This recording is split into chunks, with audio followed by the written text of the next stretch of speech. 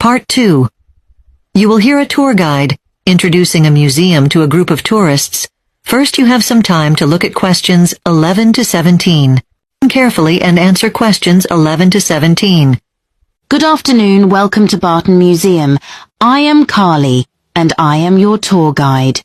I would be taking you through all the places of interest in this museum before we actually set out to go. The first building we stop at is the Barton House, which was built by the man himself, Barton. When he first came to this area, it was largely uninhabited, and as a matter of fact, this place was a vast expanse of land where an abandoned farm was situated. After he bought it, he began building, and in about 3 years the basic structure was complete, although he never really stopped building. As a man who loved the arts, Barton spent a good fortune on them. He had several paintings from all over the world, and his gallery is still considered one of the best in town. One of the most notable of his collection is the Chinese wallpaper, which was painted in 18th century. Rumor has it that he paid hundreds of thousands of dollars for the piece of art. Barton kept adding some features to his house every year. He did this until the night he died.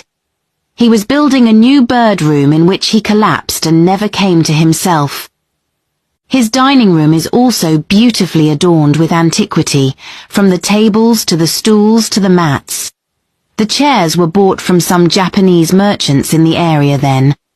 Looking at the location of his house, which sits some feet higher than surrounding lands, it is possible to see areas of just green, lush vegetation that run for miles. At the backyard, there is a garden which he started himself. He used to care for the plants there personally and made sure they never lacked water. He detested fertilizers, as he believed that it would spoil the cycle of growth of the plants in the garden. He had some trees in the garden. They are not ordinary trees, but some rare ones, and they have been alive for decades now. Under one of those trees was his favorite spot, and history tells us that he used to sing and pray under the tree. Recently, the government brought in some flamingos here, as the environment supports their growth and development well. They are believed to make the scenery livelier and more beautiful. Although there are many exotic animals in the garden, swans are still the most popular animal here.